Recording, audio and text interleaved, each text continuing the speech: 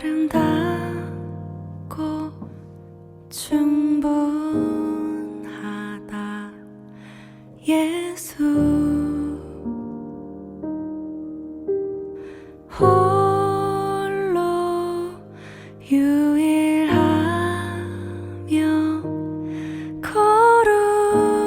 거룩하다 예수 노래처럼 들려온다 그 기쁜 소식 그 맑은 생명 하늘 위로 땅에 부어지니 존귀하다 예수. 오늘 우리에게 주신 하나님의 말씀은 요한복음 19장 23절에서 25절까지 말씀입니다. 군인들이 예수를 십자가에 못 박고 그의 옷을 취하여 네 깃에 나누어 각각 한 깃씩 얻고 속옷도 취하니 이 속옷은 휘지 아니하고 위에서부터 통으로 짠 것이라. 군인들이 서로 말하되 이것을 찢지 말고 누가 얻나 제비 뽑자 하니 이는 성경에 그들이 내 옷을 나누고 내 옷을 제비 뽑나이다 한 것을 응하게 하려 함이로라. 군인들은 이런 일을 하고 예수의 십자가 곁에는 그 어머니와 이모와 글로바의 아내 마리아와 막달라 마리아가 섰는지라. 아멘. 시간 지나 영원히 흐르니 영화롭다 예수.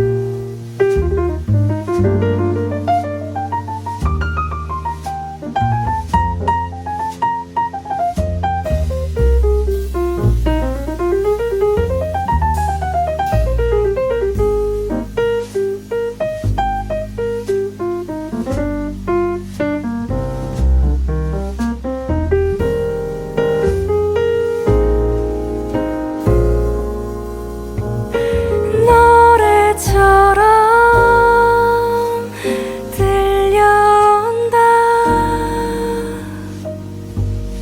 그 기쁜 소식 그 맑은 생명 하늘 위로 땅에 부어지니 존귀하다 예수. 바람처럼 불어온다 하늘의 자유 평화의 나라 시간 지나 영원히 흐르니 영화롭다 예수. 하늘 위로 땅에 부어지니 존귀하다 예수.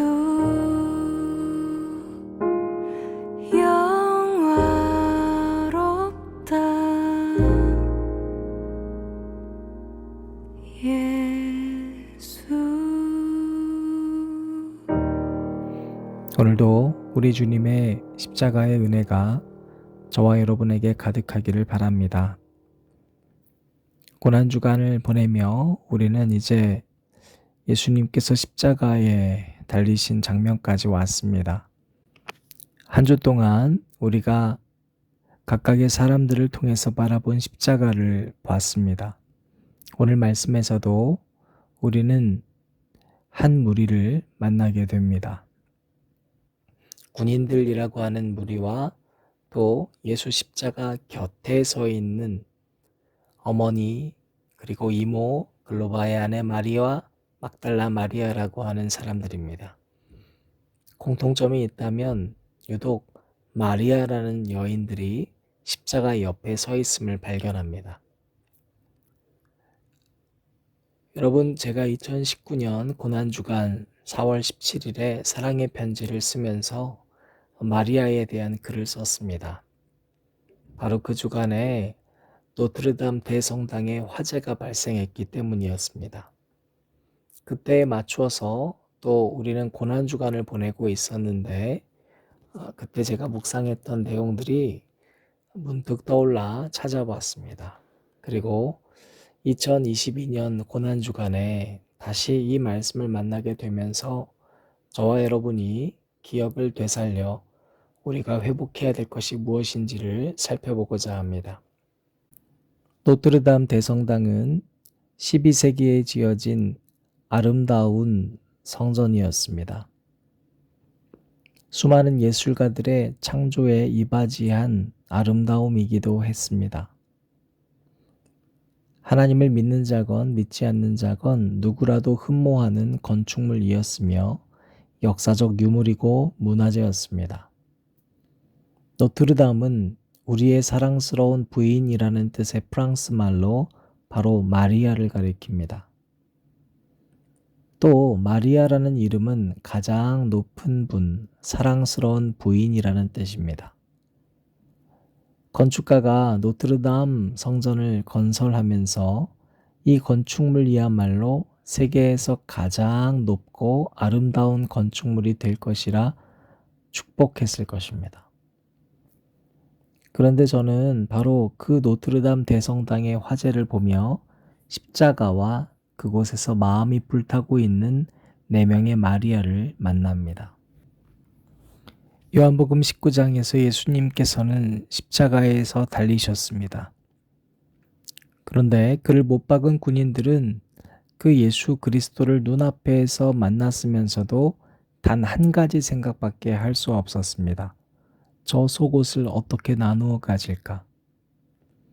예수님의 겉옷부터 시작해 모든 옷을 다 나누고 속옷 하나만 남았는데 이 속옷은 나눌 수 없는 통 하나로 되어 있었습니다.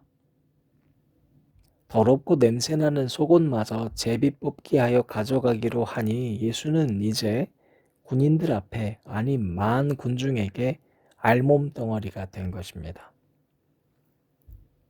4명의 군인들은 이 예수가 그리스도임을 전혀 눈치채지 못했습니다. 로마 제국시대에 가장 강력한 남자의 상징이었던 군인 4명의 집단은 그렇게 예수님을 몰랐습니다. 예수 그리스도의 존재를 본 것이 아니라 그의 소유를 대상으로 삼았기 때문입니다. 소유를 생각하는 자는 존재를 자신의 기대로 바라보기 때문에 그 존재가 귀한 줄 알 수가 없습니다.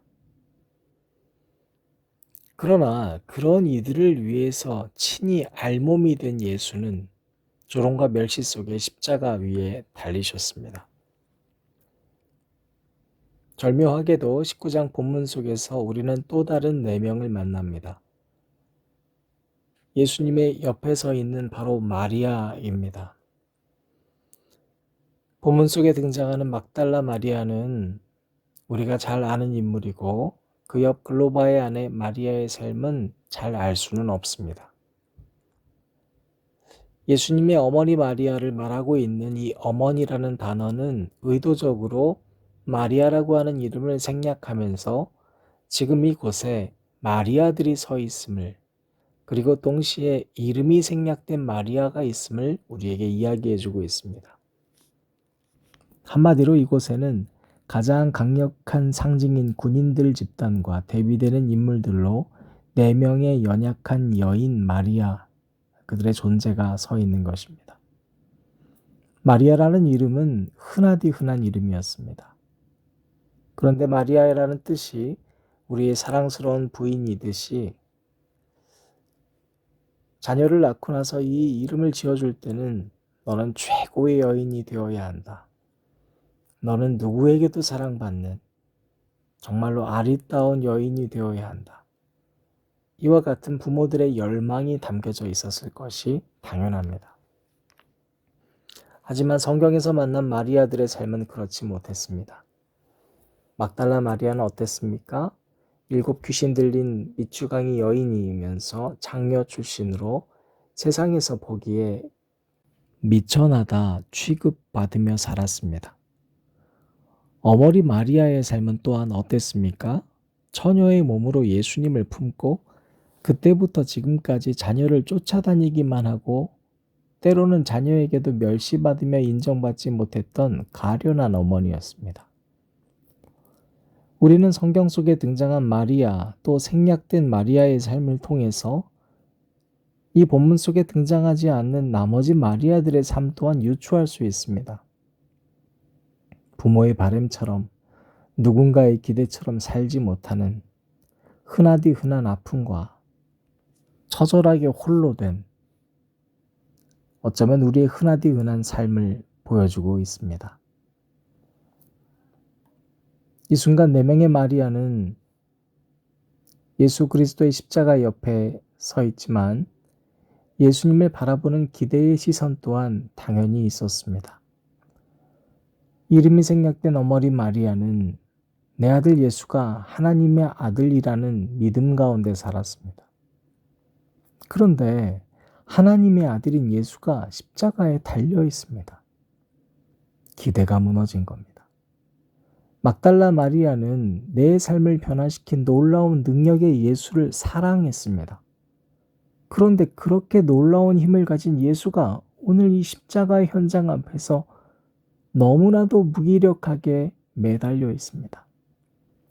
차마 바라보지 못할 만큼 흉측한 몰골로 알몸투성이, 심지어 속옷을 뺏기고 피투성이가 된 채 그렇게 그들 앞에 고개를 숙이고 있습니다. 예수님을 사랑한다는 제자들 또한 다 도망가고 없습니다. 철저히 자신들의 기대가 무너져가 가슴속에 타 들어가는 순간에도 4명의 마리아는 그 곁에 남아 있습니다.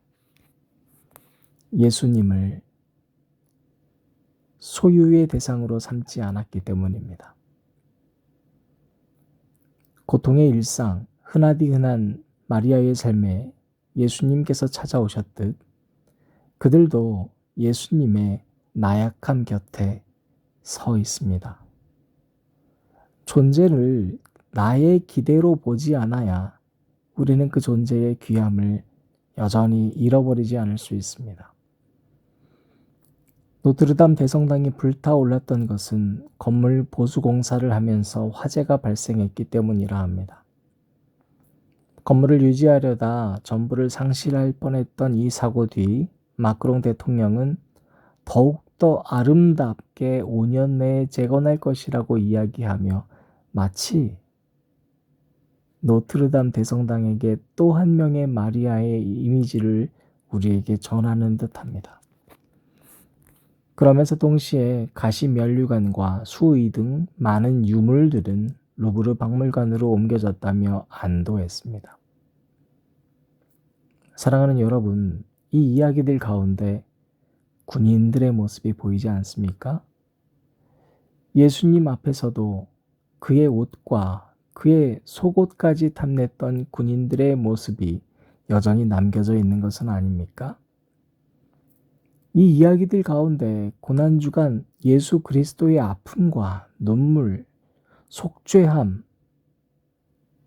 그럼에도 여전히 깨닫지 못해서 예루살렘 성전에 들어가 성전의 외형은 다 사라질 것이요 내 몸이 성전이라고 하셨던 예수님의 마음을 이야기하는 사람은 아무도 없었습니다. 우리는 바로 이러한 시대에 삽니다. 2019년 어쩌면 우리가 안타까워하는 마음에는 고유의 역사적 산물이 사라진 것에 대한 아쉬움, 어쩌면 그 너머에 내가 여행을 가서 인증샷 하나를 남기기 위해 필요한 소유의 대상이 사라진 것에 대한 안타까움, 내가 한때 그곳에 다녀왔던 나의 경험의 산실이 사라지는 것에 대한 안타까움이 더 큰 것은 아닙니까? 예수 그리스도의 십자가의 정신은 사라진 지 오래요. 군인들이 빼앗으려고 했었던 그 옷에 대한 유물이 사라진 것에 대한 안타까움이 더 큰 그 날로부터 이제 3년이 훌쩍 지났습니다. 공생애의 기간 3년이 지난 만큼 우리는 예수님께서 성장하셨듯 우리 신앙이 더 성장했을까요? 코로나라고 하는 질병이 우리에게 다가와 모이지 못하고 외형적 조건들이 다 사라지게 되었음에도 불구하고 여전히 나의 기대와 소유로 타인을 바라보고 살아가는 군인들과 같은 시선으로 있는 것은 아닙니까? 그러나 4명의 군인처럼 소유에 집착하는 시대, 파리 대성당 옆 누구도 바라보지 못하는 곳에는 마리아가 여전히 곳곳에 서 있습니다. 이곳 대한민국에도 속으로만 울음을 삼키는 마리아는 여전히 있습니다. 그 흔하디 흔한 이름으로, 흔하디 흔한 우리네 일상에 예수 그리스도는 여전히 당신의 속옷을 던져 알몸을 드러내고 계십니다. 그 어떤 것도 아끼지 않고 당신의 살과 피를 주십니다. 사랑하는 앉은자리 새벽기도회를 드리시는 여러분, 이제 고개를 돌려 옆을 바라보십시오. 여러분만이 아니라 여러분 옆에 있는 사람도 마리아라는 것을 잊어버리고 계신 것은 아닙니까? 그들은 모두 오늘 본문 속에 생략된 이름의 마리아입니다. 자녀들이 내 기대에 미치지 못할 만큼 장성해서 속으로 끙끙 앓는 노년의 고민은 여러분만의 것이 아닙니다. 여전히 손주, 손녀를 보기 위해 굽은 허리로 장을 보고 다니는 옆의 사람도 같은 고민을 하는 마리아입니다. 무슨 직업을 가져야 할까? 나는 어떠한 비전이 필요한지를 꿈꾸기에도 버거워. 이불 속에서 울어야 하는 청소년, 청년들의 고민은 여러분만의 것이 아닙니다. 바로 옆에 지체에게도 같은 눈물 자국은 밤마다 묻어 있습니다. 나는 이제 누구를 사랑해야 되는가? 상실감 가운데에서 그 누구도 사랑하지 못하겠다고 되뇌이는 여러분의 고백은 여러분만의 것이 아닙니다. 고개만 돌리면 바로 옆에 흔하디 흔한 우리네 일상에 모두가 같은 아픔으로 살아가는 저와 여러분은 마리아입니다. 그러므로 오늘 본문 속 4명의 마리아가 함께 예수 옆에 있었던 것처럼 우리도 참된 마리아가 되십시다. 화려함을 멀리하고 골고다 십자가 위에 기꺼이 죄인들 한가운데 달리셨던 예수님을 사랑하기 위해, 아니 그 옆에 있기 위해 흔하디 흔한 마리아들이여 함께 손을 잡고 주님 앞에 모이시기를 간절히 축원합니다. 아멘.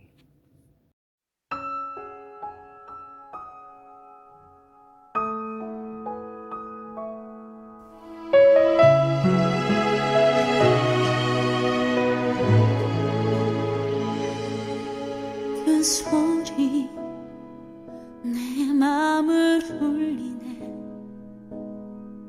나와 함께 한시도 깨어있을 수 없더냐. 주님의 얼굴에서 떨어지는 땀방울 빗방울같이 떨어지네. 그 소리